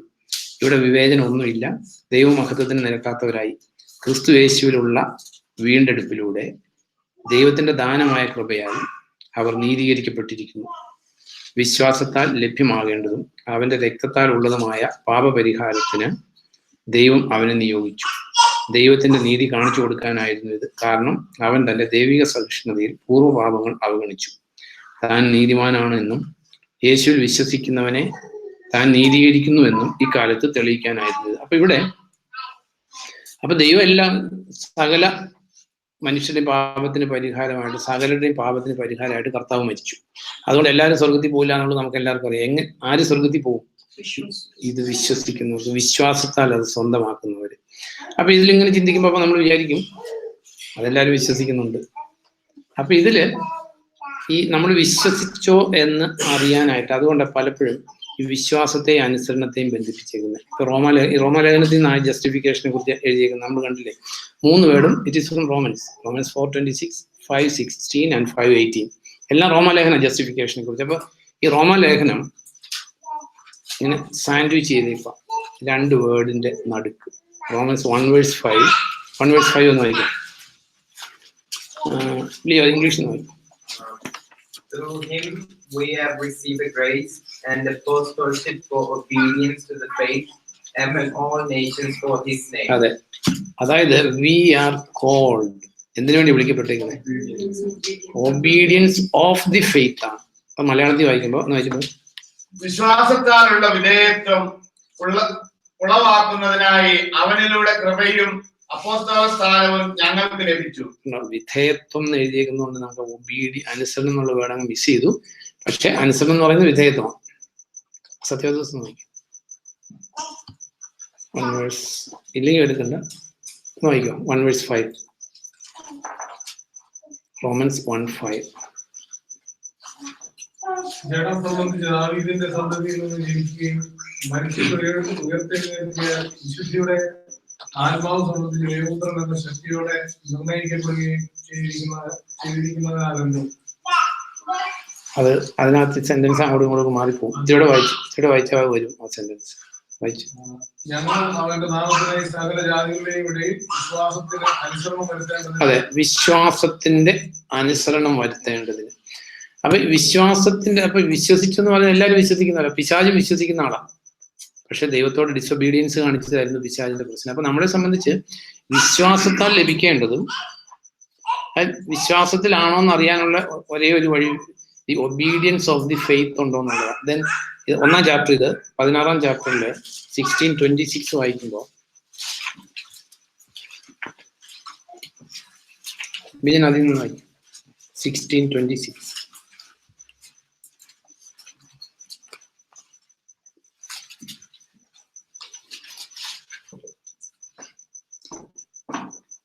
ഏകജ്ഞാനിയായ ദൈവത്തിന് യേശുക്രിസ്തു മുഖാന്തരം എന്നേക്കും മഹത്വം.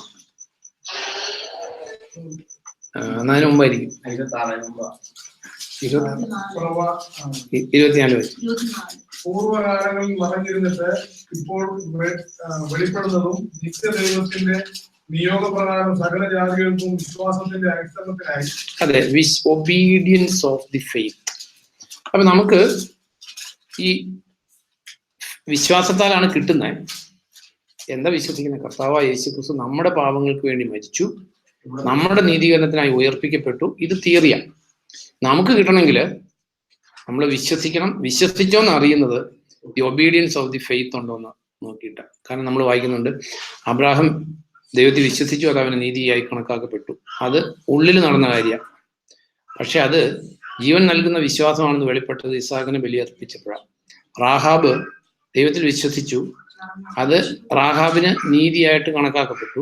പക്ഷെ റാഹാബിന്റെ വിശ്വാസം ജീവൻ നൽകുന്നതാണെന്ന് വെളിപ്പെട്ടത് കള്ളന്മാരെ ഒളിപ്പിച്ചു വെച്ചപ്പോഴാണ്.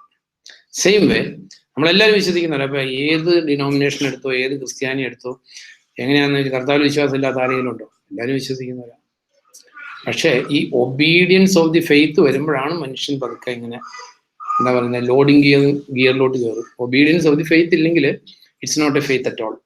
അതുകൊണ്ടാണ് ഹീബ്രൂസ് 11:8 അബ്രാഹത്തിന്റെ വിശ്വാസം എഴുതിയേക്കുന്നിടത്ത്, ഹീബ്രൂസ് 11:8 മലയാളം വായിച്ചാൽ ബാബു വായിച്ചു. അവകാശമായി ലഭിക്കാനിരിക്കുന്ന സ്ഥലത്തേക്ക് പോകാൻ അബ്രഹാമിനെ വിളിച്ചപ്പോൾ വിശ്വാസത്താൽ അയാൾ അനുസരിച്ചു. അതെ, വിശ്വാസത്താൽ അയാൾ അനുസരിച്ചു. അപ്പൊ നമ്മുടെ ജീവിതം എടുത്താൽ മതി. അതായത് ദൈവത്തിന്റെ തിരുവഴുത്തിൽ എഴുതിയേക്കുന്ന ഏതെങ്കിലും ഒരു കാര്യം, even if it is the slightest streak of the pen, if you are disobedient to that, നമ്മൾ ഒരു വിശ്വാസി എന്ന് പറയാൻ പറ്റത്തില്ല. മേ ബി അൺനോയിങ്ലി അല്ലെ, നമ്മുടെ ബലഹീനത കൊണ്ട് നമുക്ക് വീഴ്ചകളും അനുസരണക്കേടും ഒക്കെ വരും. That is different. പക്ഷെ വിൽഫുൾ ആയിട്ട് നമ്മൾ ദൈവവചനത്തോട് ഡിസൊബീഡിയന്റ് ആണെങ്കിൽ നമ്മൾ ജസ്റ്റിഫൈഡ് അല്ല എന്നുള്ള കാര്യത്തിൽ ഒരു സംശയമില്ല. സംശയിക്കേണ്ട ആവശ്യമില്ല. ദൈവവചനത്തിലെ സത്യങ്ങൾക്ക് നമ്മൾ ഡിസൊബീഡിയന്റ് ആണെങ്കിൽ നമ്മളിത് വലിയൊരു കോംപ്ലിക്കേറ്റഡ് ടോപ്പിക് ആയി. കാരണം ഈ ജസ്റ്റിഫൈഡ് ആകുന്നിടം വരെ, അതിനു മുമ്പ് ജസ്റ്റിഫൈഡ് ആയിരുന്നില്ല എന്ന് ആർക്കും അറിയാൻ പറ്റത്തില്ല. ദൈവത്തിന്റെ ഒരു മിസ്റ്ററി ഓഫ് ദി ഗോസ്പൽ എന്ന് പറയുന്ന ഇതാണ്. അതായത് രക്ഷിക്കപ്പെടുന്നിടം വരെ അതിനു മുമ്പ് രക്ഷിക്കപ്പെട്ടില്ലായിരുന്നു എന്ന് അറിയാൻ പറ്റത്തില്ല. ദാറ്റ് ഈസ് എ എന്താ പറയുന്നത്, ഡിസെപ്ഷൻ എന്ന് വേണേൽ പറയാം, അല്ലെങ്കിൽ ഇത് ഇതിന്റെ ഒരു മിസ്റ്ററിയാണ്. അപ്പൊ നമ്മളിപ്പം രക്ഷിക്കപ്പെടാത്തവരെല്ലാം വിചാരിച്ചിരിക്കുന്നത് രക്ഷിക്കപ്പെട്ടെന്നാണ്. നമുക്ക് അതുകൊണ്ടാണ് ദൈവത്തിന്റെ വചനം പറഞ്ഞ് ഓൺലി ടെസ്റ്റ് ഇത് ഒബീഡിയൻസ് ടു ദി വേർഡ്. അല്ലാതെ വേറെ ഒരു ടെസ്റ്റും ഇല്ല. നമുക്ക് മാത്യു ചാപ്റ്റർ 7 നമ്മൾ വായിക്കുന്നുണ്ട്, ഒത്തിരി പേര് കർത്താവിന്റെ അടുത്ത് on that day, the day of judgement ചെന്ന് പറഞ്ഞു. ഞങ്ങളുടെ പ്രാർത്ഥനയ്ക്ക് എല്ലാം ഉത്തരം കിട്ടിയിട്ടുണ്ട്. ദൈവം അത്യത്ഭുതകരമായിട്ടുള്ള കാര്യങ്ങൾ ചെയ്തിട്ടുണ്ട്. മരിച്ചവർ ഉയർത്തിട്ടുണ്ട്, അല്ലെങ്കിൽ ഭൂതം പുറത്തായിട്ടുണ്ട്, പല വൻകാര്യങ്ങളും ചെയ്തിട്ടുണ്ട്. ഇതൊക്കെ ശരിയാ. പക്ഷെ അവരൊരിക്കലും ജസ്റ്റിഫൈഡ് ആയിട്ടില്ല, അല്ലെങ്കിൽ അവര് ഈ വിശ്വാസത്തിന്റെ അനുസരണത്തിൽ ജീവിച്ചിട്ടില്ല. അവരെ നരകത്തിലേക്ക് വിടുമ്പോൾ ദൈവം പറയുന്ന റീസൺ എന്താ? അതെ, you who indulge in lawlessness. 1 John 3:4 നമ്മൾ വായിക്കുന്ന ലോലെസ്നെസ് ഈസ് എന്താ? അതറിയാൻ വയ്യാവുന്ന ശരിയാണ്. Lawlessness is sin. അപ്പോ പാപത്തിൽ ജീവിക്കുന്നവരെയാണ് ദൈവം റിജക്ട് ചെയ്ത് കളയുന്നത്. നമ്മൾ കർത്താവിനെ വിളിച്ചിട്ട് പാപത്തിൽ ജീവിക്കാൻ റൈറ്റ് ഇല്ല. നോ, കർത്താവിന്റെ നാമം വിളിച്ച് അപേക്ഷിക്കുന്നവരെല്ലാം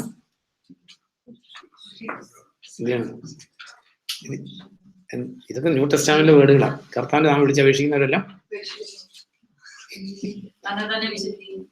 ഇതൊക്കെ എല്ലാം എഴുതിയിട്ടുണ്ട്. ഇതൊക്കെ ശരിയാ. ബട്ട് ഇപ്പൊ നമ്മൾ ഈ പാപമായിട്ടുള്ള ബന്ധത്തിൽ പറയുമ്പോൾ നമുക്ക് നമ്മള് ന്യൂ ടെസ്റ്റാമെന്റ് എങ്കിലും നമുക്ക് നല്ല ഓതന്റിക് എന്ന് പറഞ്ഞാൽ ആരെയും പഠിപ്പിക്കാനല്ല, നമ്മുടെ ജീവിതം ശരിയാക്കാൻ. 2 Timothy 2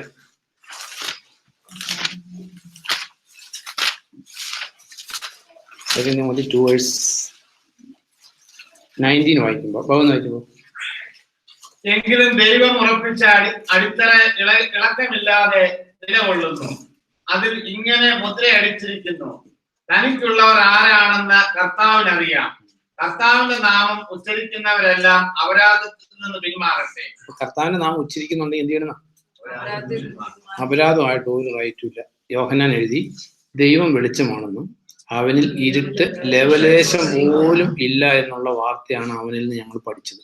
അപ്പൊ നമ്മൾ കർത്താവിനെ കുറിച്ച് പഠിച്ചിട്ട് ശരി അവനിൽ ദൈവം വെളിച്ചമാണ്, പക്ഷെ ഇത്തിരി ഇരുട്ടൊക്കെ ആണെങ്കിലും കുഴപ്പമില്ല എന്ന് നമ്മൾ പഠിച്ചെങ്കിൽ ഇറ്റ്സ് എ ഡിഫറെന്റ് ക്രൈസ്റ്റ്, വേറൊരു ക്രിസ്തുവാണ്.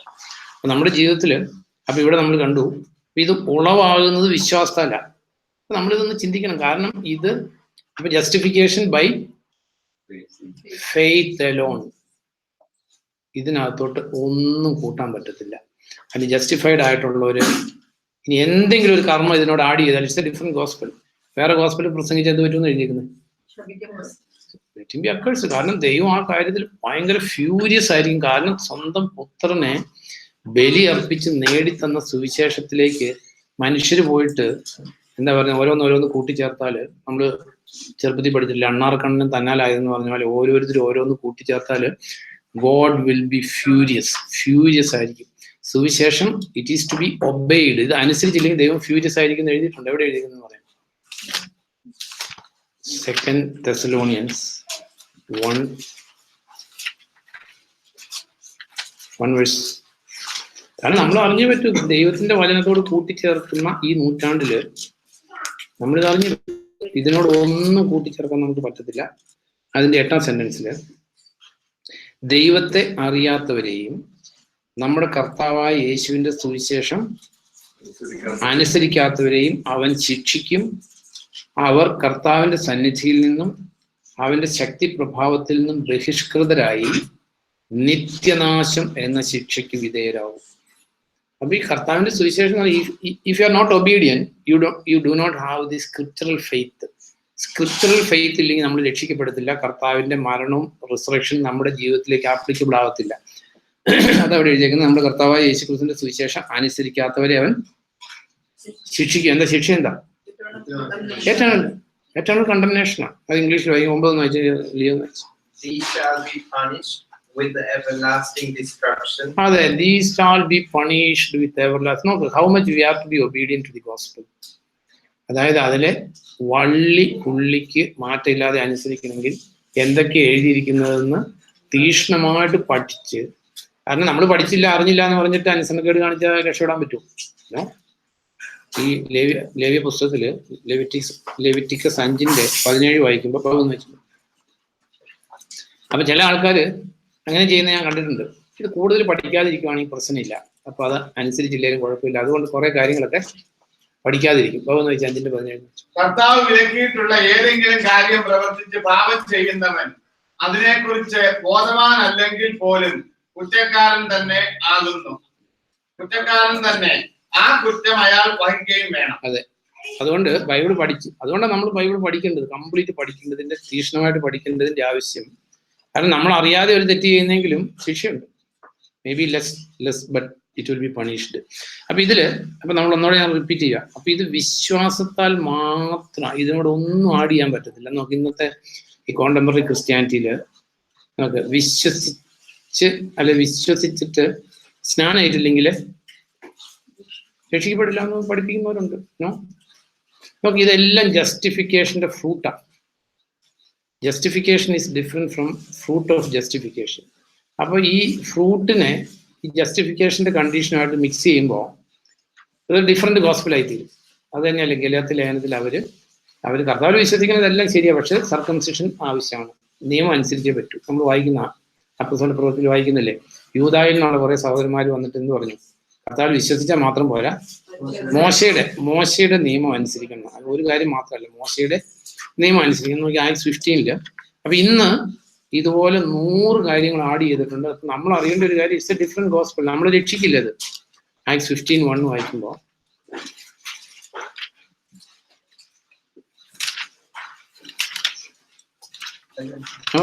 യൂദായിൽ നിന്ന് കുറെ ആളുകൾ വന്ന് സഹോദരരെ ഇങ്ങനെ പഠിപ്പിച്ചു, മോശയുടെ ആചാരം അനുസരിച്ച് പരിച്ഛേദിതരാകാത്ത പക്ഷം നിങ്ങൾക്ക് രക്ഷ പ്രാപിക്കാൻ സാധ്യമല്ല. അപ്പൊ ഇവിടെ ഈ ഒരു കാര്യമല്ല, മോശയുടെ നിയമം അനുസരിക്കണം പഠിപ്പിച്ചു. അതുകൊണ്ട് നമ്മൾ ഗലാത്യ ലേഖനത്തിൽ കാണുന്നുണ്ട്, അവർ വീണ്ടും സമയങ്ങളും കാലങ്ങളും ഡേറ്റുകളും ഒക്കെ ആചരിക്കാൻ പോയി.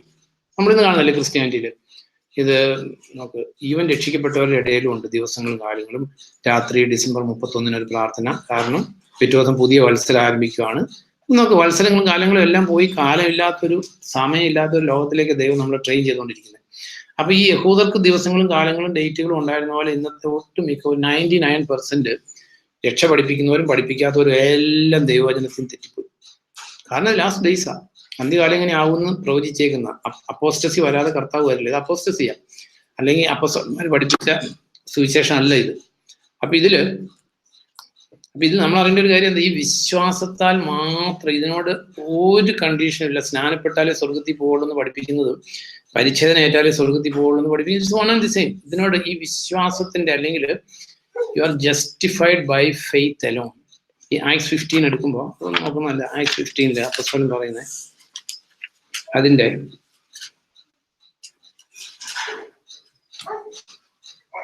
11ാം സെന്റൻസിൽ 15:11 കർത്താവായ യേശുവിന്റെ കൃപയാൽ അവരെ പോലെ തന്നെ നമ്മളും രക്ഷ പ്രാപിക്കും എന്ന് നാം വിശ്വസിക്കുന്നു.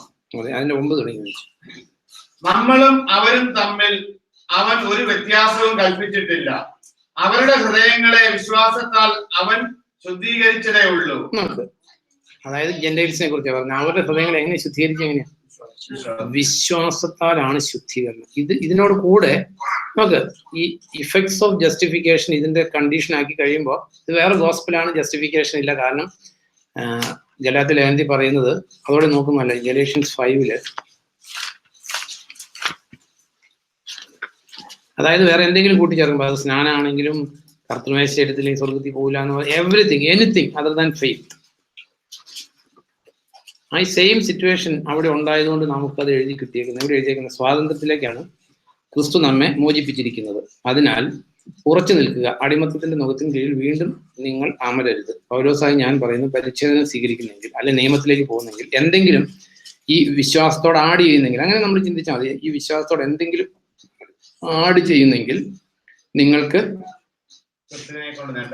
ക്രിസ്തുവിനെ കൊണ്ട് നേട്ടമില്ല. അപ്പൊ നമ്മള് ഈ justification faith alone by grace alone എന്നുള്ളതിനോട് എന്തെങ്കിലും കൂട്ടിച്ചേർത്താല് ക്രിസ്തുവിനെ കൊണ്ട് ഒരു ഗുണമില്ല, ക്രിസ്തുവിനെ കൊണ്ട് നേട്ടമില്ല. പരിച്ഛേദനം സ്വീകരിക്കുന്ന ഓരോ മനുഷ്യനോടും ഞാൻ തീർത്തു പറയുന്നു, ഈ പരിച്ഛേദനം എന്നുള്ളത് any addition to the pure gospel അല്ലെങ്കിൽ ഫെയ്ത്ത് അലോണിനോട്, വിശ്വാസം മാത്രം എന്നുള്ള കണ്ടീഷനോട് എന്ത് കൂട്ടിച്ചേർത്താലും സകല മനുഷ്യരോട് ഞാൻ പറയും, നിയമം മുഴുവൻ പാലിക്കാൻ അയാൾ ബാധ്യസ്ഥനാണ്. നിയമത്താൽ നീതീകരിക്കപ്പെടാൻ ഒരുമ്പെടുന്നെങ്കിൽ നിങ്ങൾ ക്രിസ്തുവിൽ നിന്ന് വിച്ഛേദിക്കപ്പെട്ടിരിക്കുന്നു, നിങ്ങൾക്ക് കൃപ നഷ്ടപ്പെട്ടിരിക്കുന്നു. എന്നാൽ വിശ്വാസത്താൽ ആത്മാവ് വഴി നീതീകരിക്കപ്പെടാം എന്ന പ്രത്യാശയിൽ ഞങ്ങൾ കഴിയുന്നു. അപ്പൊ വിശ്വാസത്താൽ ആത്മാവ് വഴി മാത്രമേ നീതീകരിക്കപ്പെടാൻ പറ്റൂ. ഇതിനോട് സ്നാനം കൂട്ടിച്ചേർത്താലും, കർത്തൃമേശ കൂട്ടിച്ചേർത്താലും, പരിച്ഛേദനം കൂട്ടിച്ചേർത്താലും, സ്വർണ്ണ കൂട്ടിച്ചേർത്താലും, എനി അഡീഷൻ ടു ദി അൺസ്ക്രിപ്റ്ററൽ ആയിട്ടുള്ള എന്തെങ്കിലും നമ്മൾ കൂട്ടിച്ചേർത്താൽ ഗോഡ് വിൽ നോട്ട് ടോളറേറ്റ്. കാരണം ദൈവത്തിന്റെ കൃപയുടെ സുവിശേഷം ഇതിനോട് വള്ളി പുള്ളി കൂട്ടിച്ചേർക്കാനും മാറ്റാനും ആർക്കും റൈറ്റും ഇല്ല. അപ്പൊ ഈ വിശ്വാസത്താലുള്ള ആ നീതീകരണം മനസ്സിലാക്കാനും നമുക്ക് എല്ലാവർക്കും അറിയാവുന്ന, ഒന്നും നോക്കുന്നതല്ല. എക്സോഡസ് 12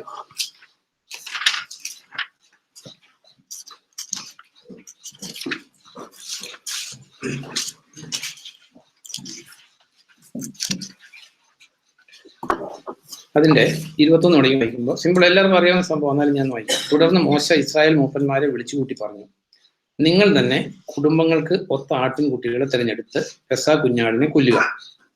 അതിന്റെ രക്തം ഒരു പാത്രത്തിലാക്കുക. ഒരു കെട്ട് ഈസോപ്പ് തണ്ടെടുത്ത് ആ രക്തത്തിൽ മുക്കി 2 കട്ടിലക്കാലിലും മേൽപ്പടിയിലും രക്തം പുരട്ടുക. പിറ്റേന്ന് വെളുക്കും വരെ നിങ്ങൾ ആരും വാതിലിന് പുറത്ത് കടക്കരുത്. ഈജിപ്തുകാരെ സംഹരിക്കാൻ കർത്താവ് കടന്നുപോകും. 2 കാലുകളിലും മേൽപ്പടിയിലും രക്തം കാണുമ്പോൾ അത് ഒഴിവാക്കി കർത്താവ് കടന്നുപോകും. നിങ്ങളെ സംഹരിക്കുന്നതിന് വേണ്ടി നിങ്ങളുടെ വീട്ടിൽ കടക്കാൻ ഘാതകനെ അനുവദിക്കുകയുമില്ല. ഇതായിരുന്നു പെസഹ. അപ്പൊ ഈ കുഞ്ഞാടിന്റെ രക്തത്താല് മരണം അല്ലെങ്കിൽ സംഹാര ദൂതനിൽ നിന്ന് രക്ഷപ്പെട്ടത് എങ്ങനെയാണ്? അതായത് രക്തം ഒരു ബേസിനിൽ എടുത്തു വെച്ചത് കൊണ്ട് രക്ഷപ്പെട്ടില്ല. അത് കട്ടിലക്കാലിലും മേൽപ്പടിയിലും തളിച്ചു, അതായത് അപ്ലൈ ചെയ്തു. ദെൻ ഒബീഡിയൻസ്, വെളിക്ക് പുറത്തു പോകരുത്. ഈ ഒരൊറ്റ കാര്യത്തിലാണ് സംഹാര ദൂതനിൽ നിന്ന് രക്ഷിക്കപ്പെട്ടത്. അതിനുശേഷം സെയിം ഡേ അവർ ചെങ്കടലിൽ കടന്നു സ്നാനത്തിന്റെ നിഴലായിട്ട്. പക്ഷേ ഇവർ സംഹാരദൂതനിൽ നിന്ന് രക്ഷപ്പെട്ടത് ചെങ്കടലിൽ കടന്നുകൊണ്ടാണ്. നല്ല ലോജിക്കായിട്ടുള്ള ബൈബിളിലെ പ്യുവർ ടീച്ചിങ് അല്ല ഇത്. ഓക്കെ, ഇതാണ് ദൈവ പ്യുവർ ഗോസ്പലിനോട് ആഡ് ചെയ്യുക എന്നുള്ളത് പിശാചിന്റെ ത്രൂ ഔട്ട് ദി സെഞ്ചുറീസ് ഉള്ള പരിപാടിയാണ്. അപ്പൊ ഇവര് സംഹാരദൂതനിൽ നിന്ന് രക്ഷപ്പെട്ടത്, അതായത് നമ്മുടെ സ്പിരിച്വൽ ഡെത്തിൽ നിന്ന് അല്ലെ രക്ഷിക്കപ്പെടുന്നതിന്റെ നിലയില്ല. കാരണം 1 Corinthians 5:7 പെട്ടെന്ന് വായിക്കും.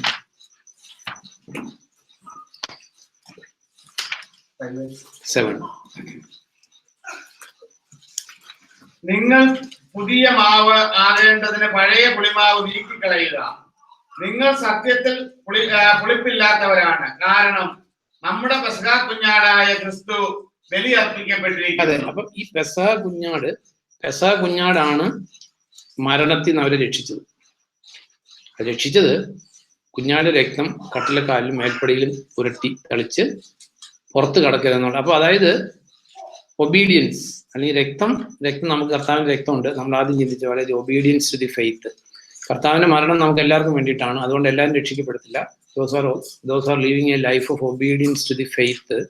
സംഹാരദൂതനിൽ നിന്ന് രക്ഷിക്കപ്പെട്ടു അവർ പോകുന്ന വഴികളാണ്. അവർ ചെങ്കടലിൽ കടന്നു സ്നാനത്തിന്റെ നിഴലാണ്. രക്ഷിക്കപ്പെട്ടവരാണ് സ്നാനപ്പെടുന്നത്. അവർ ചെങ്കടലിൽ കടന്നു. അതുകൊണ്ട് ചെങ്കടൽ കടന്നാലേ സംഹാരദൂതനിൽ നിന്ന് രക്ഷിക്കപ്പെടുകയുള്ളൂ എന്ന് പറഞ്ഞാലും ഇറ്റ് ഈസ് ടോട്ടലി റോങ്. അപ്പൊ അതുകൊണ്ട് നമ്മൾ സ്നാനപ്പെടാന്ന് പഠിപ്പിക്കുന്നതാണോ? യു ആർ ടു സ്നാനം എന്നല്ല.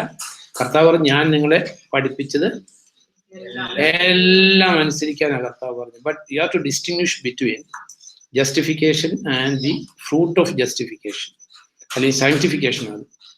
അപ്പൊ ഇതൊരു എക്സാമ്പിൾ. നമുക്ക് അവിടെ ഈ മനുഷ്യന്റെ ഈ കുഞ്ഞാടിന്റെ രക്തം മാത്രം നീതി കൊടുത്ത്. ഇപ്പം ഒരാൾ പറയാന്നിരിക്കട്ടെ, ഇങ്ങനെ മോശ എന്ന് പറഞ്ഞ് ഇങ്ങനെയൊക്കെ ചെയ്തില്ലെങ്കിൽ സംഹാരദൂതൻ പിടിക്കും. അപ്പൊ ഒരാൾ പറയാ, നോക്ക് ഞാൻ നല്ലൊരു ലൈഫ് ലീഡ് ചെയ്യുന്ന ആളാണ്, അബ്രാഹത്തിന്റെ വിശ്വാസത്തിൽ പോകുന്ന ഒരാളാണ്, എനിക്കിത് മാത്രമുള്ളൂ, ഒരു കുഴപ്പമില്ല, അതുകൊണ്ട് എനിക്കിത് വേണ്ടാന്ന് പറഞ്ഞിട്ട് ഈ കുഞ്ഞാടിന്റെ രക്തം തളിക്കാതിരുന്നാൽ എന്ത് പറ്റും? സംഹാരദൂതൻ പിടിക്കും. അപ്പൊ നമ്മൾ അറിയേണ്ട ഒരു only merit of justification is the blood of the Lord, അല്ലെ ഡെത്ത് ഓഫ് ദി ലോർഡ്. വേറെ ഒന്നും അതിനോട് കൂട്ടിച്ചേർക്കാൻ പറ്റത്തില്ല. അതിനോട് കൂട്ടിച്ചേർത്താൽ ഇറ്റ്സ് എ ഡിഫറെന്റ് ഗോസ്പൽ. ഒരു എക്സാമ്പിളോടെ, നിയമത്തിലെ സിമ്പിൾ ആയിട്ടുള്ള എക്സാമ്പിളുകൾ നമുക്ക് അറിയാവുന്നതാണ്. ഇപ്പൊ കർത്താവിന്റെ പാപ പരിഹാര ബലിയ, ലേവ്യ പുസ്തകം 4 അധ്യായത്തിൽ പാപ പരിഹാര ബലിയെ കുറിച്ച് എഴുതിയിരിക്കുന്ന പുസ്തകം ലെവിറ്റിക്കസ് 4.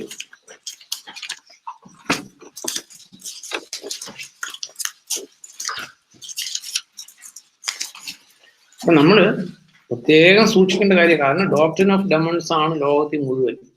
അത് നമ്മൾ കാത്തു സൂക്ഷിച്ചില്ലെങ്കിൽ നമ്മളും നമ്മുടെ മക്കളും കുടുംബവും നഷ്ടപ്പെട്ടു പോകും. 4:13 തുടങ്ങി വായിക്കുമ്പോൾ ഇതിപ്പം സെയിം ആണ്. പുരോഹിതന്റെ പാപപരിഹാര ബലിയും സമൂഹത്തിന്റെ, അത് ഞാൻ സമൂഹത്തിന്റെ വായിക്കുന്നത്, നമ്മൾ അതിനകത്ത് എന്നുള്ള രീതിയിൽ വായിക്കുന്നത്. ഇസ്രായേൽ സമൂഹം മുഴുവനും അനവധാനതയാൽ എന്ന് പറഞ്ഞാല് അതെ, അറിയാതെ, ബൈ മിസ്റ്റേക്ക്. അത് ബിജൻ അതൊന്ന് വായിക്കാം, അതിനകത്ത് കറക്റ്റാ. 4:13. അതെ. അപ്പൊ നമ്മളെല്ലാവരും അറിയേണ്ട ഒരു കാര്യം, ഇത് ആരും അറിയാത്ത കാര്യമാണ്.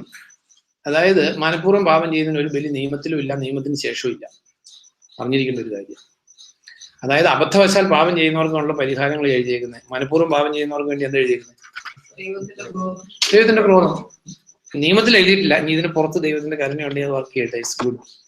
അപ്പോ അനവധാനതയാൽ പാപം ചെയ്യുകയും അത് സഭയുടെ ദൃഷ്ടിയിൽ നിന്ന് മറിഞ്ഞിരിക്കുകയും കർത്താവ് വിലക്കിയിട്ടുള്ള ഏതെങ്കിലും കാര്യം പ്രവർത്തിച്ച് അവർ കുറ്റക്കാരായി തീരുകയും ചെയ്താൽ തങ്ങളുടെ ആ പാപം വെളിപ്പെടുമ്പോൾ സഭ ഒരു കാളക്കുട്ടിയെ സമ്മേളന കൂടാരത്തിന്റെ മുമ്പിൽ കൊണ്ടുവന്ന് പാപബലിയായി അർപ്പിക്കണം. സമൂഹത്തിലെ മൂപ്പന്മാർ കർത്താവിന്റെ സന്നിധിയിൽ വെച്ച് കാളക്കുട്ടിയുടെ തലയിൽ കൈവയ്ക്കുകയും കർത്താവിന്റെ സന്നിധിയിൽ വെച്ച് തന്നെ അതിനെ കൊല്ലുകയും വേണം. അഭിഷിക്ത പുരോഹിതൻ ആ കാളക്കുട്ടിയുടെ കുറച്ച് രക്തം സമ്മേളന കൂടാരത്തിലേക്ക് കൊണ്ടുവരണം. പുരോഹിതൻ ആ രക്തത്തിൽ വിരൽ മുക്കി കർത്താവിന്റെ സന്നിധിയിൽ വിധിക്ക് മുമ്പിൽ അത് 7 പ്രാവശ്യം തളിക്കണം. തുടർന്ന് പുരോഹിതൻ സമ്മേളന കൂടാരത്തിൽ കർത്താവിന്റെ സന്നിധിയിലെ ബലിപീഠത്തിന്റെ കൊമ്പുകളിൽ കുറച്ച് രക്തം പുരട്ടണം. ശേഷിച്ച രക്തം സമ്മേളന കൂടാരത്തിന്റെ കവാടത്തിലുള്ള ഹോമ ബലിപീഠത്തിന്റെ ചുവട്ടിൽ ഒഴിക്കണം. മേധസ് മുഴുവൻ എടുത്ത് ബലിപീഠത്തിൽ വെച്ച് ദഹിപ്പിക്കണം.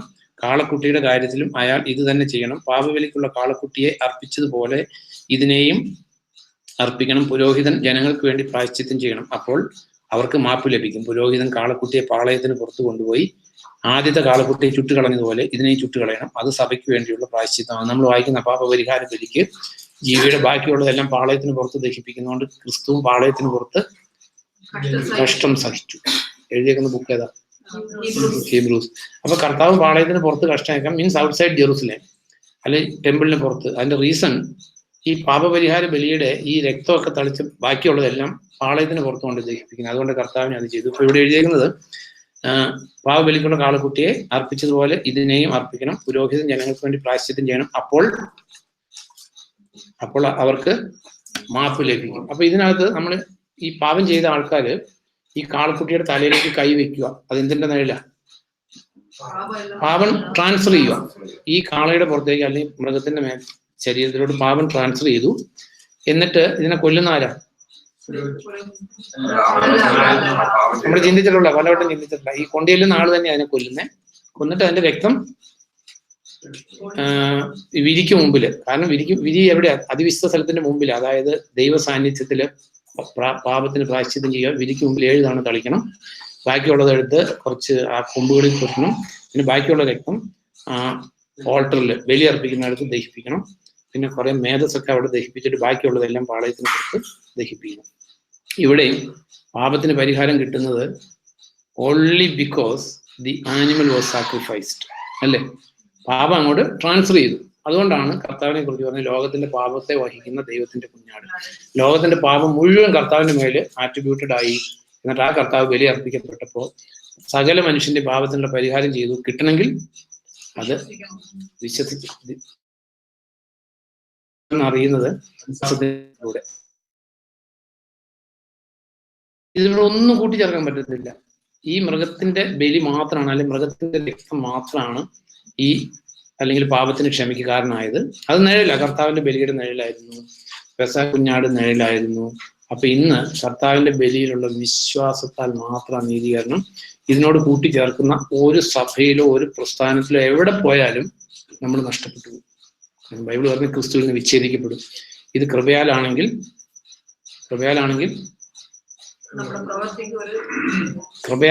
കർമ്മങ്ങളിൽ അധിഷ്ഠിതമല്ല, അല്ലെങ്കിൽ കൃപയെ ആകത്തില്ല. Reference Romans 11:6. അതോടെ ഒന്ന് വായിച്ചു.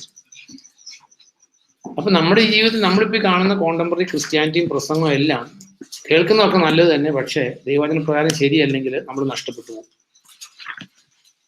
റോമൻസ് 11:6 ഇത് കൃപയാലാണെങ്കിൽ കർമ്മങ്ങളിൽ അധിഷ്ഠിതമല്ല, അല്ലെങ്കിൽ കൃപയെ ആവില്ല. ഇത് കൃപയെ ആകത്തില്ല. ഇതിനോട് എന്തെങ്കിലും കൂട്ടിച്ചേർക്കണം, വാട്ട് എവർ ഇറ്റ് ഈസ്, ഇത് കൃപയല്ലാതായി തീരും. കാരണം വിശ്വാസത്തിന്റെ ഫലമായിട്ട് ദൈവം കൃപയാൽ നൽകുന്നതാണ് രക്ഷ. നമ്മുടെ സൈഡിൽ നിന്ന് നമ്മൾ വിശ്വസിക്കുമ്പോൾ ദൈവത്തിന്റെ സൈഡിൽ നിന്ന് കൃപ, ഗ്രേസ്. നമ്മൾ വായിക്കുന്ന ഈ റോമൻസ് 4:16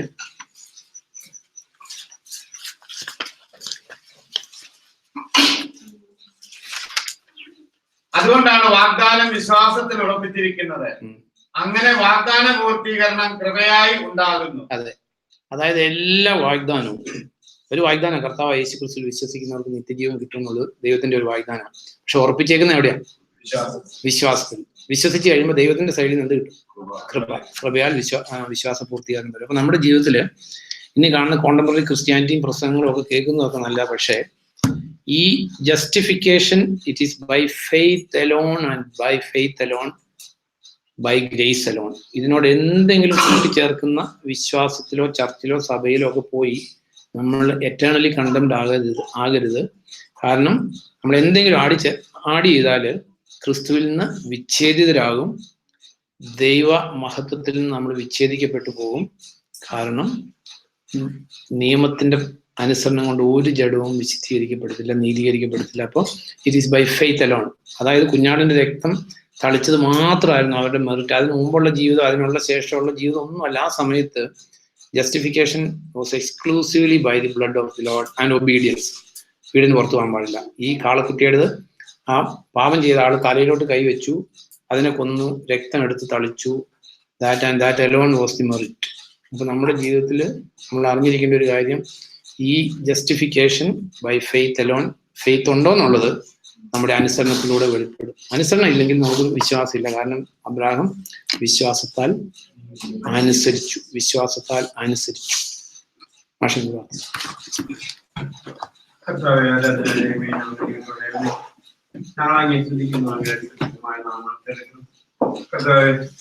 അവിടെ ഞങ്ങളുടെ രക്ഷിക്കുന്ന കാര്യങ്ങളാണ് സംസാരിച്ചുകൊണ്ടിരുന്നത്.